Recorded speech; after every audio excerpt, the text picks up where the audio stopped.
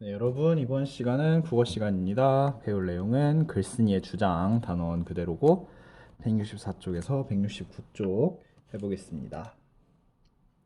우선 배경 지식을 한번 해볼까요?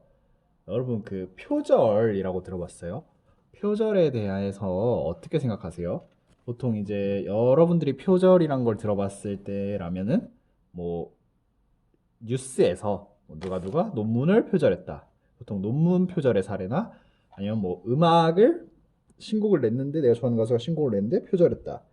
이런 경우에 들어본 적이 있겠죠. 그래서 이번에는 새로운 상황이에요. 어떤 학생이 다른 사람이 쓴 글을 베껴서 글짓기 대회에서 상을 받았다면 어떤 생각이 들까요? 왜 그렇게 생각합니까?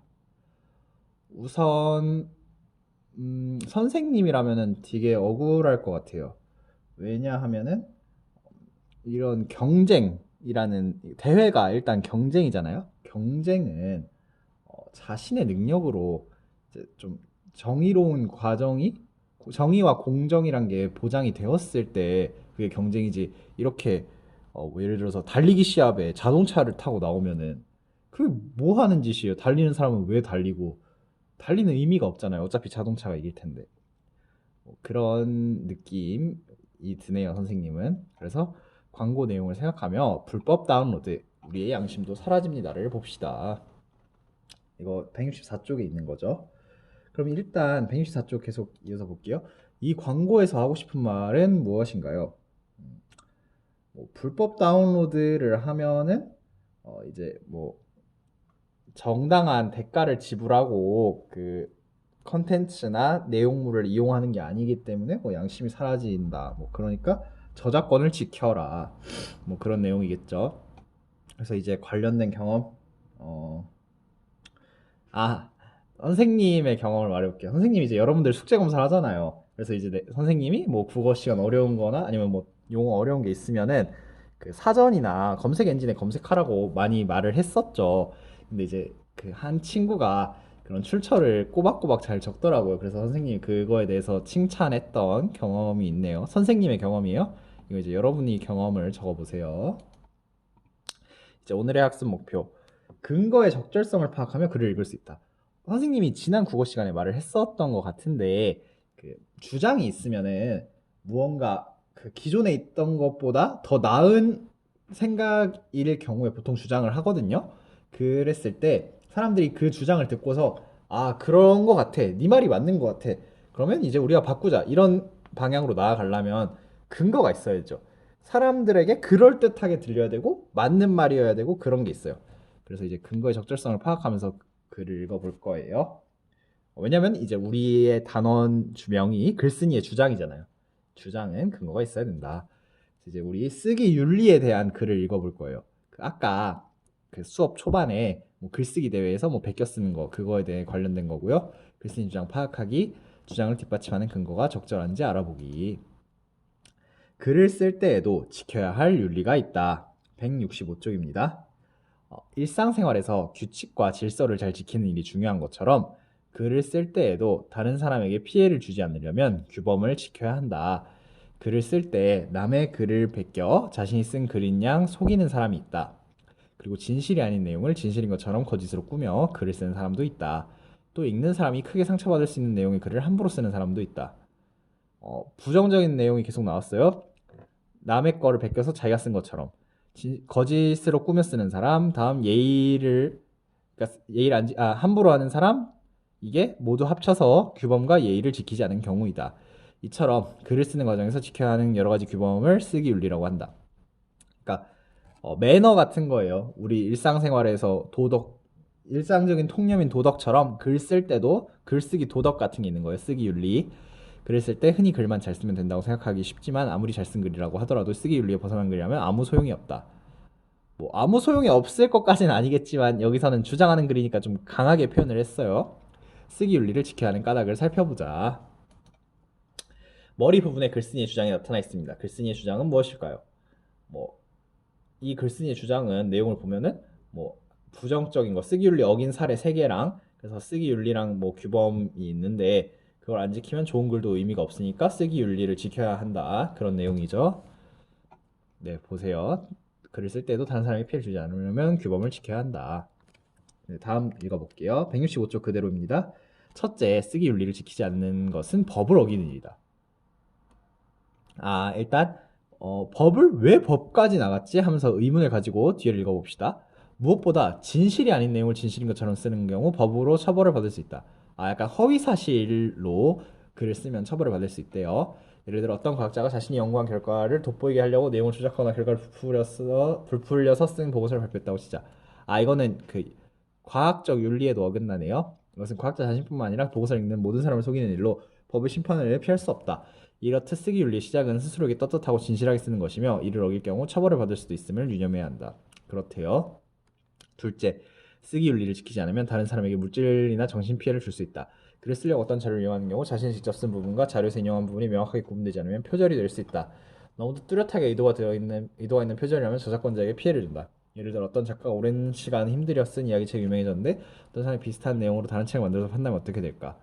돈을 못 벌게 되고 큰 상처를 받을 것이다. 여러분 생각해 보세요. 우리 반 친구들 중에 꿈이 과학자인 친구는 별로 없는데 그냥 과학자인 친구가 있다고 칩시다.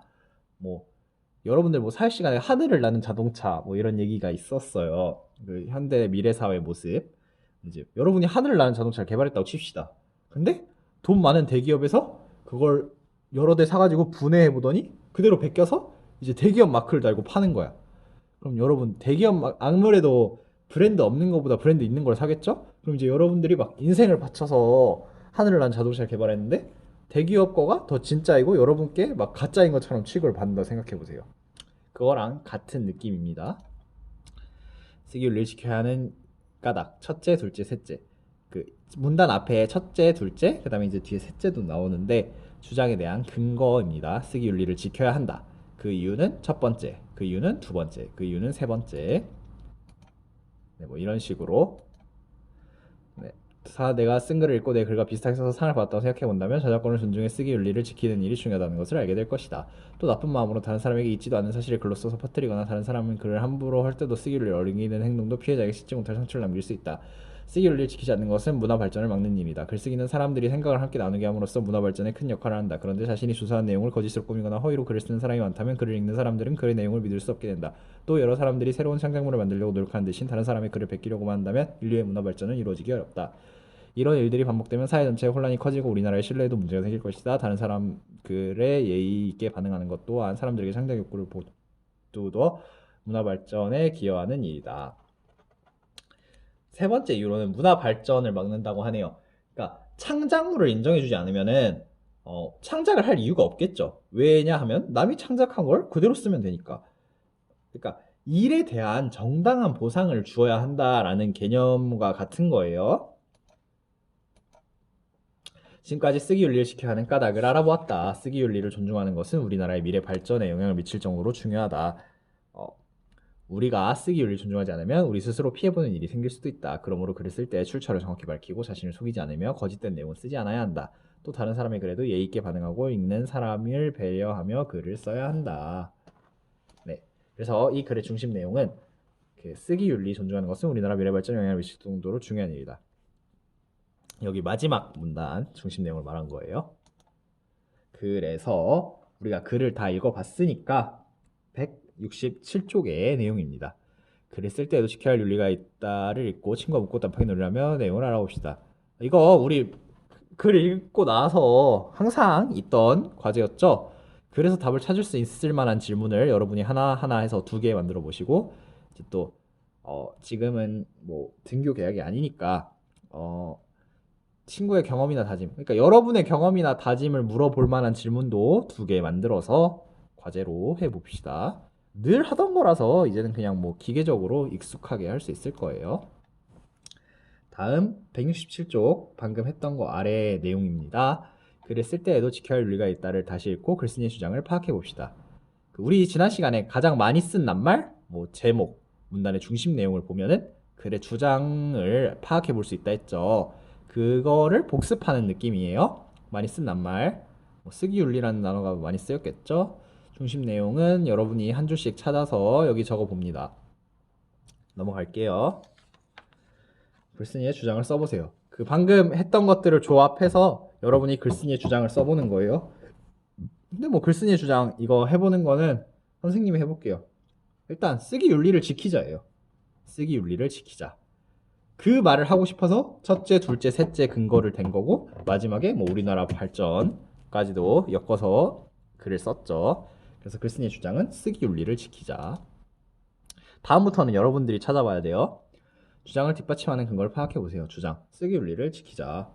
뭐 이거는 여러분들이 그 방금 전에 슬라이드에서 각 문단의 중심 내용 찾아봤으니까 그대로 적으면 될 거고 선생님이 살짝 보여줬죠. 글쓴이가 제시한 근거가 적절한지 알아보세요. 여러분이 생각하기에 이 글쓴이가 근거로 제시한 것들이 타당한가요? 타당하면은 이제 여기에 뭐 예 적어주면 되겠죠. 각 문단의 중심 내용을 살펴보며 주장을 뒷받침하는 근거를 찾아봐요. 글쓴이의 주장을 잘 뒷받침하려면 적절한 근거가 있어야 해요. 네, 뭐 이렇다네요. 뭐 근거의 적절성을 판단해야 하는 까닭 169쪽입니다. 적절한 근거가 많을수록 글쓴이 주장이 더욱 설득력 있게 느껴지기 때문이야. 근거에 알맞지 않은 낱말을 사용한 것을 보니 주장도 적절하지 않을 것이라는 생각이 들었어. 이거 하나는 여러분이 적어보세요. 왜 근거가 적절해야 하는지, 그리고 왜 근거의 적절성을 판단해야 하는지. 근거가 적절하면 뭐 이런 효과가 있고 적절하지 않으면 이런 효과가 있을 테니까 근거의 적절성을 판단해야 하는 이유에 대해서 적으면 되겠죠. 다음, 교실이나 복도에서 큰 소리를 떠들지 말자. 주장 근거. 네, 이거는 그냥 이제 여러분이 해서 과제로 제출하면 되겠습니다. 이상으로 국어 수업 마치도록 할게요. 빠이빠이.